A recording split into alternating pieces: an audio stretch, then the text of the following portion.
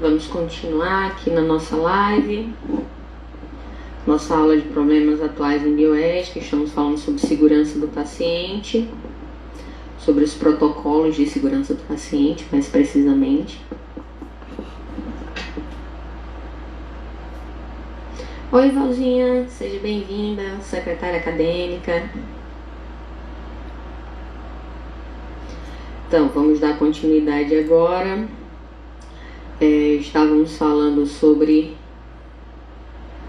a prevenção de quedas do paciente e agora a gente vai falar sobre a prevenção de lesão por pressão.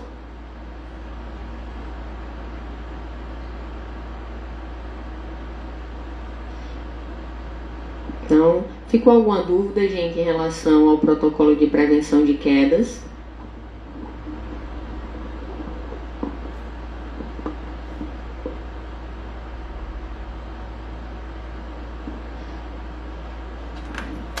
Hein, gente?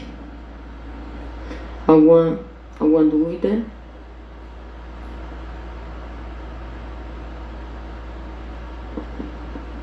Quem está chegando agora, alguma dúvida, gente, em relação ao protocolo de prevenção de quedas do paciente, a gente pode continuar?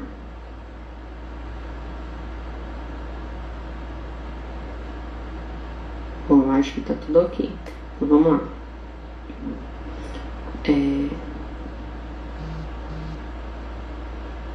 Jailene entrou agora. Jailene, no seu caso, as aulas ficam por 24 horas no Instagram e também vou publicar no YouTube, tá bom?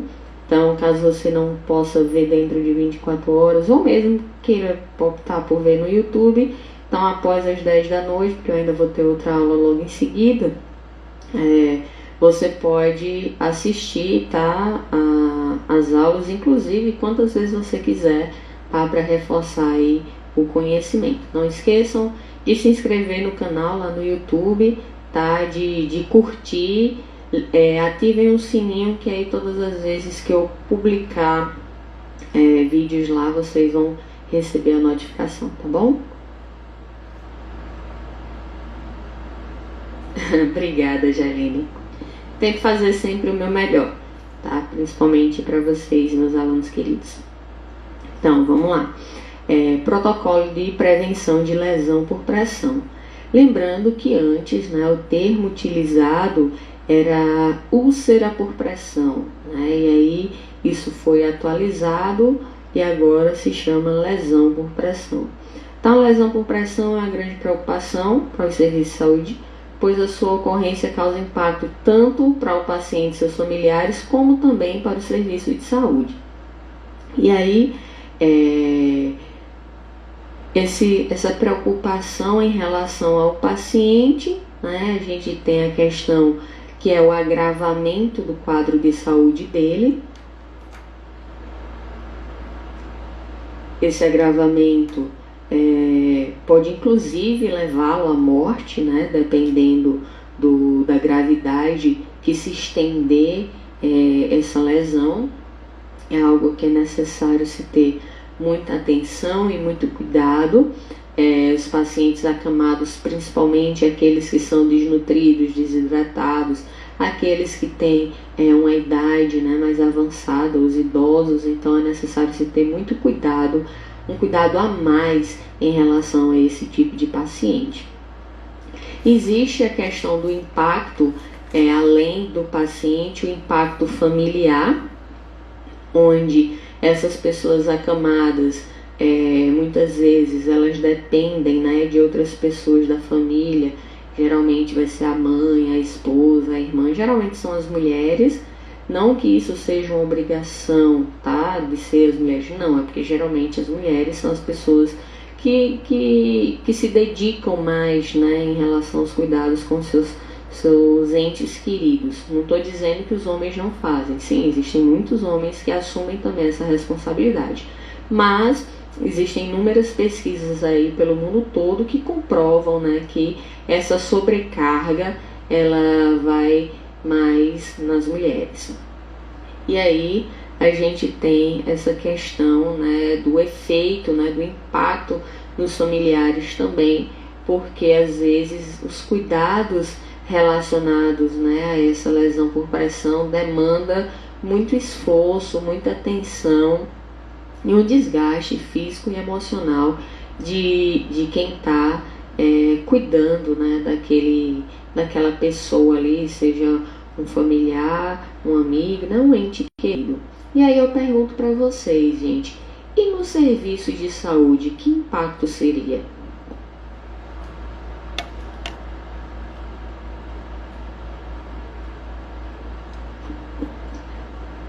Quem entrou agora só na segunda aula, gente, quem não tinha colocado o nome ainda, tá? Que for dessa turma do P8 da noite, coloca o nome de vocês, tá bom? Para eu saber quem é que tá aqui assistindo a aula. Então, gente, quais seriam os impactos de uma lesão por pressão no paciente para os serviços de saúde?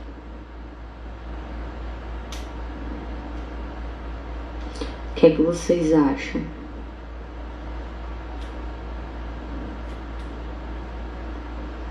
O Alisson está dizendo aqui, questão do dinheiro. É muito difícil e demorado de tratar. Tá, a pergunta, Lidiane, é quais os impactos que uma lesão por pressão num paciente que foi adquirida, né, devido aos maus cuidados ali do serviço de saúde, quais os impactos para o serviço de saúde? Então, Júlia está dizendo aqui que acha que o impacto de perder tempo fazendo algo que podia ser evitado, gasto de material. Também, tá certo. Então, tanto Alisson quanto o Júlia acertaram aqui, né, um complementando o outro. Mas alguém vai ter alguma outra opinião, sugestão sobre isso? Sobre esses impactos no serviço de saúde?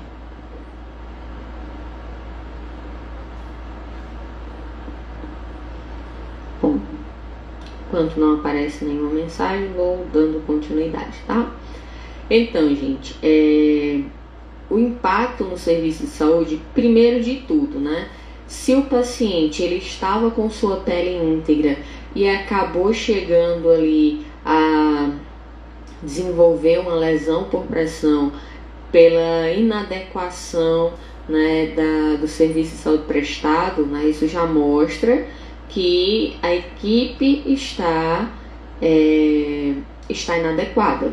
A equipe ela não está seguindo os protocolos, né, necessários para a prevenção de lesão por pressão. Uma delas, né, é os cuidados na mudança do decúbito daquele paciente, lógico, sempre tendo atenção aos cuidados necessários de acordo com a patologia que aquele paciente tenha. Lidiane está dizendo aqui que é muito caro tratar lesão por pressão. Então, o paciente, às vezes, ele pode até ter se curado, né, da patologia que ele tinha, só que houve um agravamento do quadro da sua saúde por causa da lesão por pressão.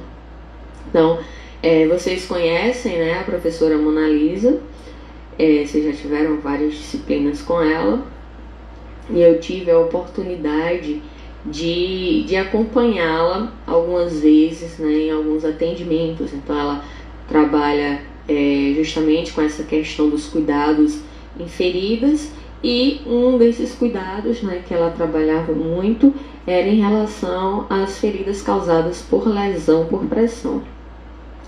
E assim, como eu disse, vocês têm muito mais experiência do que eu, mas só para citar uma, né, que eu pude visualizar, tinha pacientes aos quais você conseguia colocar tipo o punho, né, na região sacral de tão profunda que estava aquela lesão. Infelizmente isso acontece muitas vezes, e a maioria não, mas muitas delas, né, quando acontecem no serviço de saúde, é culpa, né, de responsabilidade dos profissionais. Muitas vezes isso acontece na casa do paciente, né? E aí, como eu falei, vai ter um impacto para o próprio paciente, para os seus familiares, né, o cuidador ali, e quando isso ocorre no serviço de saúde, vai ter o impacto, porque aquele tratamento vai ser mais oneroso, né? Vai ser mais caro, o paciente vai ficar mais tempo internado, vai ocupar leito, vai gastar mais material. Então, tudo isso acaba, né, impactando também o serviço de saúde. Gente, quem for dessa turma que chegou depois, coloque nome e sobrenomes para eu ter um controle aqui de quem está presente, tá bom? Então, sendo assim, alguns cuidados devem ser tomados para prevenir essas lesões por pressão, como, por exemplo, a inspeção diária da pele, né, verificando ali os pontos de pressão para que seja observado se aquela pele já apresenta indícios, né, de que ela poderia estar desenvolvendo a lesão por pressão. Então, Maria da Guia, boa noite. Realmente, pelo seu nickname, não teria como eu adivinhar que era você. Por isso que é importante vocês estarem dizendo os nomes, tá bom?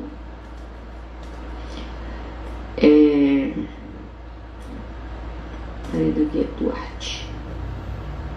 Então, vejam como é importante, né, fazer essa inspeção, né? Então, quando for fazer a higienização do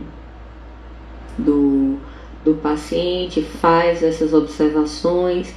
A Heloísa está informando que a internet está horrível, mas lembrando, Heloísa, você pode assistir a aula depois, tá bom? Caso não esteja dando para acompanhar. Então, a realização de medidas para diminuir a pressão. Então, foi identificado que aquele paciente está desenvolvendo uma lesão por pressão em determinada parte do corpo, né? Então, manter os cuidados em relação à mudança do decúbito, manter ali a pele íntegra, mudar muitas vezes o tipo de colchão daquele paciente, né, para diminuir ali a pressão. Um dos indicados é a questão do colchão d'água. Só que, lógico, isso vai depender também da realidade do paciente, tá? Quando a gente não estiver falando dos cuidados no próprio serviço de saúde, quando a gente vai falando nos cuidados domiciliar. Então, como é que eu vou dizer, por exemplo, para um paciente que um paciente que ele tem uma classe social mais baixa, que ele precisa comprar um colchão d'água, quando na realidade na casa dele nem colchão tem, né? Então fica complicado, e na medida do possível, né, se a prestação de serviço ela for feita de forma adequada, o paciente, né, ele pode sair ali do serviço de saúde sem apresentar complicações. Então, a otimização da nutrição e hidratação do paciente. Lidiane está dizendo aqui que depende do convívio familiar, né, professora? Sim, né, o convívio familiar vai influenciar por questões sociais, por questões da relação, né, com seus próprios parentes mesmo. Não são todas as pessoas que vão ter a capacidade de manter os cuidados ali, né, de forma adequada. Então, só para se ter uma ideia, vocês, né, futuros enfermeiros, passam 5 anos em formação, né, vocês estudando ali, estagiando, aprendendo as práticas, teoria e prática, para chegar no serviço de saúde e ter o conhecimento para poder fazer determinados procedimentos. Larissa está dizendo aqui, vale atentar também para a mudança do decúbito, amenizando a pressão. Sim, e aí vocês passaram 5 anos para compreender tudo, né, para sair ali pessoas formadas. E lógico que enfermeiros, né? E lógico que vocês não vão sair, né, sabendo de tudo. Ninguém sabe de tudo.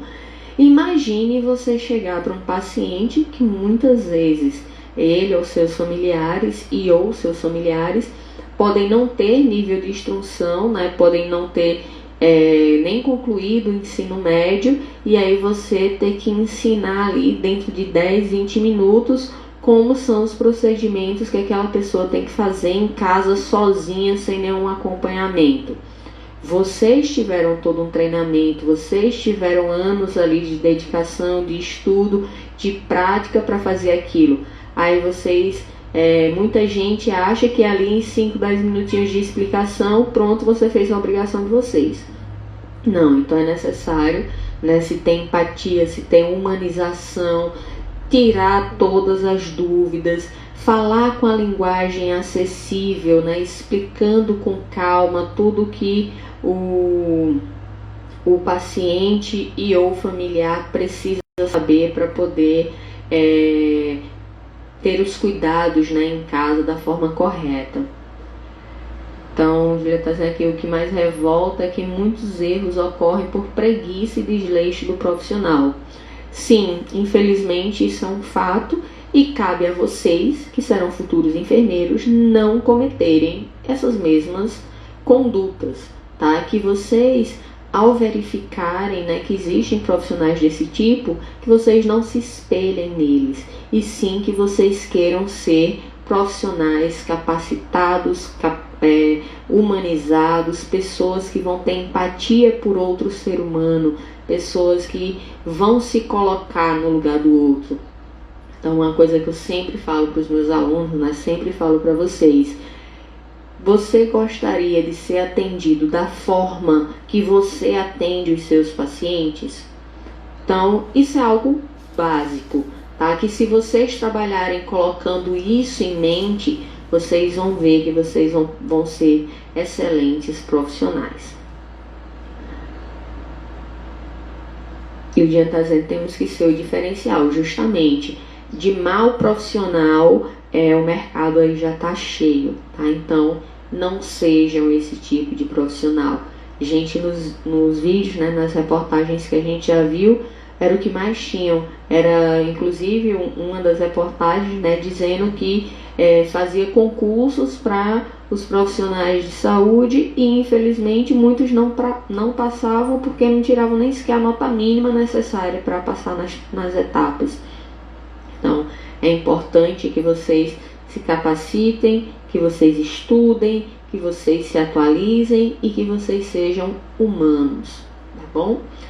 Em relação à nutrição e hidratação do paciente, isso é uma outra coisa também que é complicada. Se é no serviço de saúde, se é vamos supor, um paciente que está interno, então isso é mais fácil de se controlar, né? Você pode colocar um soro para hidratação, vai ter a parte nutricional ali, que vai ser, os alimentos vão ser dados para ele dentro da realidade dele, né, de necessidade. Agora, e quando isso é em casa? E quando esse paciente ele não tem, né, como ter uma alimentação saudável, quando ele não tem uma nutrição adequada, tá? Então, também deve ser observado esses pontos e não simplesmente dizer, você tem que comer isso, isso, isso e aquilo, quando o paciente não tem, né, nenhuma dessas opções sendo ofertadas para ele. Então, entre outros cuidados, né, que devem ser prestados para prevenir essa lesão por pressão. E aí, gente, para finalizar, vamos fazer um resumo, né, de todas essas etapas que a gente viu para prevenção de erros, né, para se garantir a segurança do paciente. Então, primeiro, identificar corretamente o paciente, identificando o paciente, que pode ser com a pulseira, etiqueta, né, identificando de alguma forma aquele paciente, determinando com segurança qual é o indivíduo, e aí, através disso, né, você vai conseguir identificar que aquele indivíduo ele é o legítimo receptor do tratamento ou procedimento que vai ser realizado, isso tanto na área ambulatorial quanto a nível cirúrgico, como a gente já viu. No segundo, a gente vai ter a questão de melhorar a comunicação entre os profissionais de saúde. Então, mais uma vez, vou citar aquele filme Aprendendo com Erros, né? Eu acho que ele é muito importante. No final, na análise dele, ele mostra vários pontos que vai ajudar ali vocês a identificarem, né, como trabalhar em equipe, como ser um bom profissional, como ter os cuidados necessários ali para não causar danos aos pacientes, tá bom? E também não causar mal-estar na equipe. Então, Lidiane está falando aqui, professor, isso é assunto de prova para entrar em algumas instituições de saúde. Sim, sim, tá? E isso é muito cobrado. De fato, isso é muito cobrado em concursos que tem por aí afora, tá bom? Então, problemas de comunicação são os mais comumente encontrados nos casos de erros mais sérios na saúde. Determinar estratégias melhoram a comunicação e o trabalho em equipe, usando os recursos institucionais disponíveis, visuais, auditivos, virtuais, escritos, etc. Então, a comunicação, ela é fundamental, gente. E não necessariamente precisa ser algo, sendo verbalizado. Hoje em dia existem inúmeras formas de comunicação. Por exemplo, a gente está se comunicando agora através, do celular, da live aí no Instagram. Então, treinamentos, dinâmicas, trabalho em equipe, comunicação, meios ali das informações serem passadas de forma escrita, virtual, visual, auditiva, entre outras. Tudo isso vai ser capaz de fazer com que haja uma interação maior da equipe, proporcionando uma assistência e cuidados adequados para a saúde daqueles pacientes que porventura estejam ali buscando os serviços de saúde. O 3, melhorar a segurança na prescrição, na dispensação e na administração de medicamentos. Então foi algo importante que a gente falou, que foi a questão dos procedimentos para prevenção de erros na administração e uso de medicação. Então isso é algo fundamental e é onde mais se ocorre erros. Boa noite, Valdomiro. Seja bem-vindo. Egresso de radiologia. A gente está falando aqui sobre segurança do paciente. Na verdade, um resumo de tudo que a gente já viu.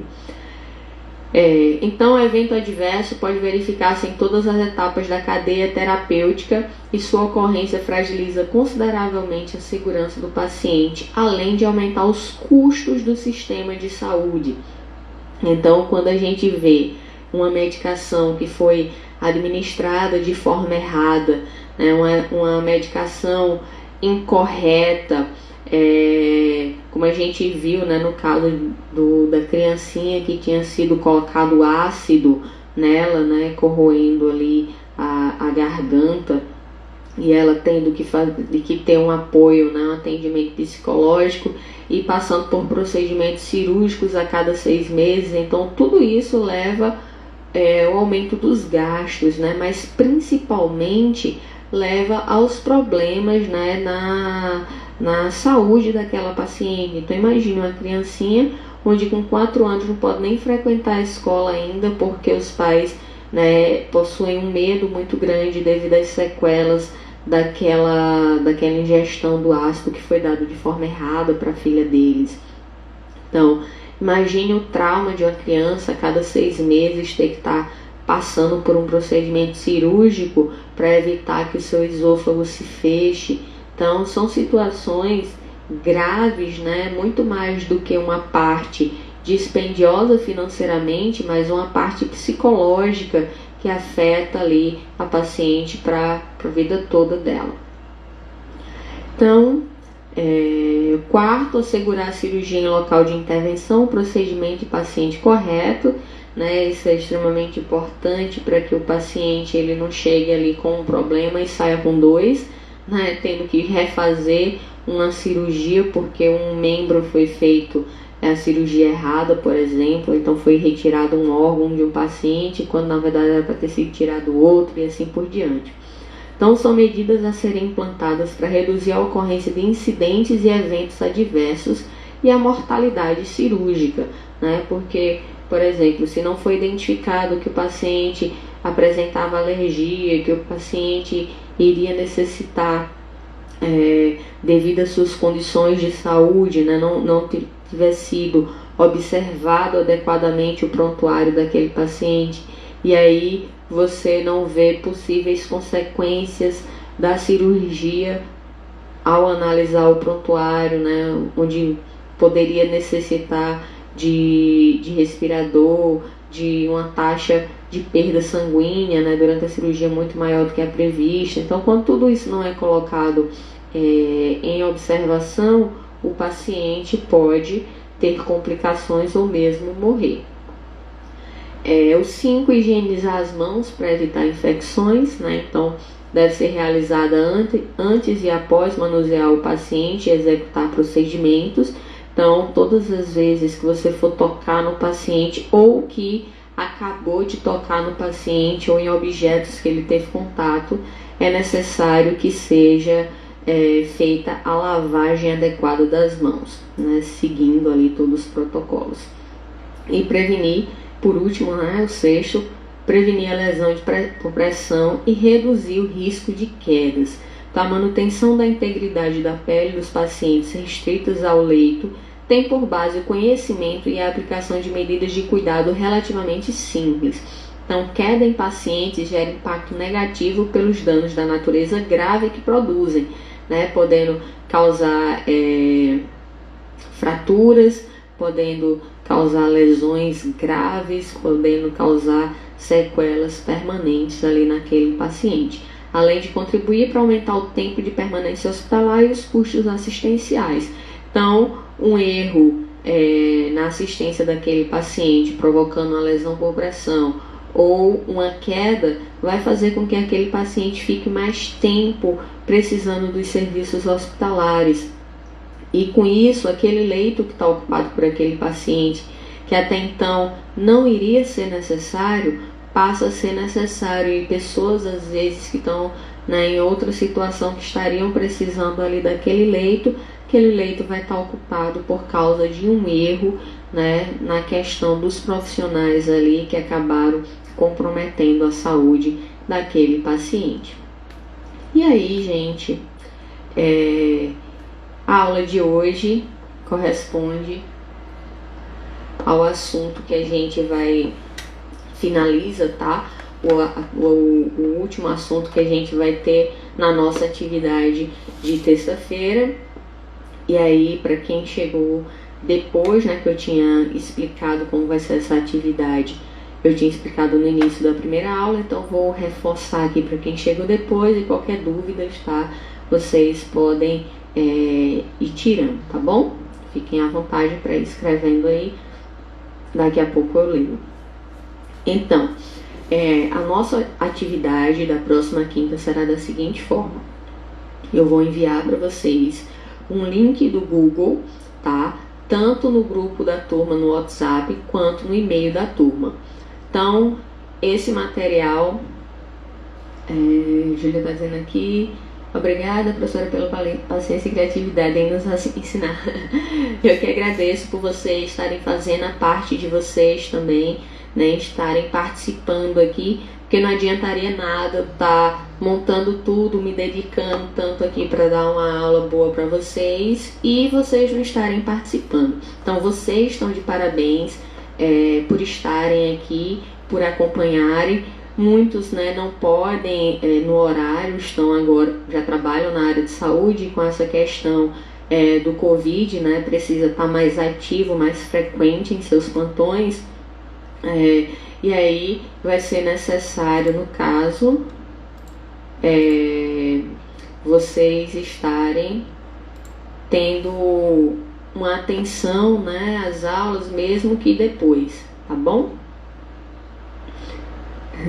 Então, Tatiana Gouveia tá de gata, não tá de gata não, tá? Porque quer aprender, tá? Então, gente, vocês, assim como outros alunos, né, às vezes muitos egressos, né, pessoas que já se formaram, que estão acompanhando minhas aulas, vocês podem participar também, tá? Vocês podem comentar, vocês podem assistir. Conhecimento nunca é demais, e mesmo que vocês já tenham cursado a disciplina, né, às vezes cada professor tem uma perspectiva diferente, uma forma de ensinar, e aí vai reforçar mais ainda os conhecimentos de vocês, tá bom? Luiz está dizendo, não tinha conseguido acompanhar, minha net tá caindo. Não tem problema, você, como eu disse, pode assistir depois, tá, Heloísa? Sem problema algum. Então, gente, como eu estava falando, essa avaliação eu vou estar enviando para vocês quinta-feira um e-mail e o link também pelo WhatsApp. Vocês podem responder por qualquer plataforma, por computador, por celular, por tablet, não importa qual. Qualquer uma delas vai ser possível, tá? Então vai ser um formuláriozinho que vocês vão preenchendo, tá? O nome de vocês, a turma vão ter algumas informações obrigatórias e vão vir as questões, tá? E aí essas questões eu vou, como eu não elaborei a prova ainda, né? Pode ter questões abertas e fechadas, tá? Só de marcar ou de escorrer mesmo. Vou montar ainda, mas aí vocês vão ficar com essa avaliação, tá, ativa durante o período de aula. Então, acabando a aula, o horário da aula, tá? Quando estiver faltando uns 2 minutinhos, 5 minutinhos, eu mando no WhatsApp da turma, gente, preste atenção que o horário está se encerrando, para vocês não esquecerem de finalizar, tá, o formulário, tá, a avaliação de vocês, porque se vocês não enviarem, não vai ser computado, tá? Então eu preciso que vocês finalizem para eu poder tá recebendo, tá, essa avaliação de vocês e estar computando ali para depois dar a nota junto com as outras atividades de vocês. Lembrando que na quinta-feira é o dia final também para vocês entregarem o TED, tá? O trabalho efetivo discente, que são aquelas perguntinhas, né? As 4 perguntas para vocês diferenciar deontologia, moral, ética e costumes. Não, Tatiana, vou explicar já. Então vocês vão poder estar respondendo ali no TED, vocês mandam para o meu e-mail também, tá? Quem não tem computador, vocês podem fazer à mão, tirar uma foto e enviar pelo celular mesmo, tá? Mas não para o WhatsApp, mandem sempre para o meu e-mail, tá? Porque se cada um individualmente for enviar para o meu WhatsApp, fica uma loucura. Eu já tenho uma fila de mensagens aqui no meu celular de pessoas que não dá conta eu responder às vezes no mesmo dia, tá bom? Tatiana, em relação ao TCC, vocês vão receber um link também, só que a prova vai ser oral, tá bom? A prova com vocês do TCC2 vai ser oral, como a gente tinha planejado. E aí o pessoal de bioética vai ser um formulário onde vocês vão estar respondendo. Júlia, preferencialmente sim, tá? Mas se não for, também não tem problema.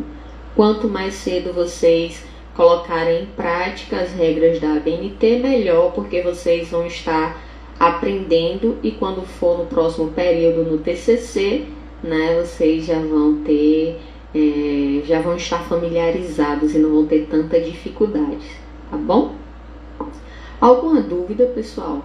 A gente ainda tem alguns minutinhos, se vocês quiserem tirar alguma dúvida em relação à disciplina ou qualquer outra coisa, podem ficar à vontade. Não?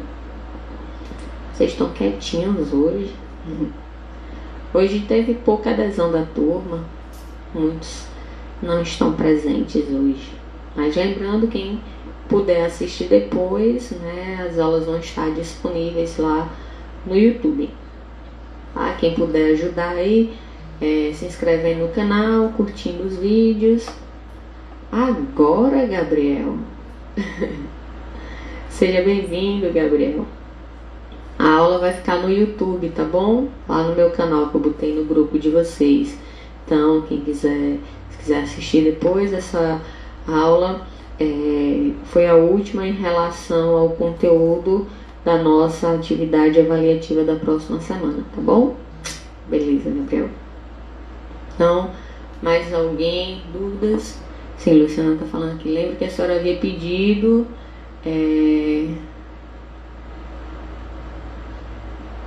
em sala, que seria nas regras da BNT, então não tem problema se não for, não é? Isso mesmo, Luciana, porque como algumas pessoas elas não têm computador, então não tem como estar colocando, né, tudo nas normas da BNT. mas coloque as referências de onde vocês tiraram a informação para responder, tá? Tente colocar o máximo correto possível, tá bom? Gabriel tá aqui, desculpa, professor, por um acidente.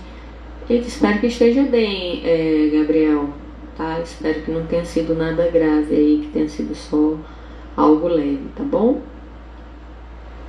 Se recupere aí, né? No mínimo um susto ficou aí, né, quando a gente sofre acidente. Lidiane tá sem computador. Então, justamente por causa dessas situações, tá? Nem todos têm computador em casa. E aí, se a gente tivesse em aula presencial, né, teria os computadores da faculdade, o laboratório de informática, que vocês poderiam estar utilizando para fazer isso. Mas no caso, como a gente tem que estar em isolamento, nem lan house vocês devem ir para fazer isso, então podem fazer, tá? À mão, para quem não tiver computador, mas aí tira a foto do celular e envia para o meu e-mail, tá bom? Meu e-mail tá lá na turma, vocês já foram informados. Então é isso, gente. Se não tiver mais nenhuma questão, nenhuma dúvida, nada que eu possa acrescentar, a gente encerra aqui e nos vemos na próxima semana. Quem quiser, gente, assistir a próxima aula, vai ser sobre biossegurança, tá? Pode até complementar os conhecimentos de vocês. Boa noite, Cida. Chegou no finalzinho, já tô me despedindo do pessoal. Então, se quiserem acompanhar, tá, a aula de biossegurança, sejam bem-vindos também. A gente vai falar sobre material perfuro-cortante. Então, é isso aí. Tchau, tchau. Nos vemos na próxima semana, tá bom? Beijos.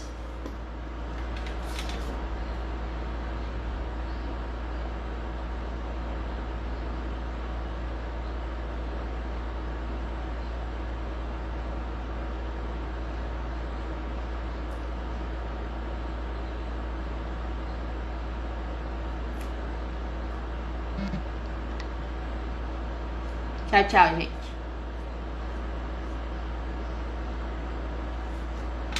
Peraí que teve uma mensagem aqui. Boa noite, que Deus continue abençoando a senhora. Obrigada a todos nós. Fiquem com Deus, se cuidem, tá? Luciano tá dizendo aqui, mas o problema não é quem não tem computador, é quem não sabe fazer dentro das normas da ABNT mesmo.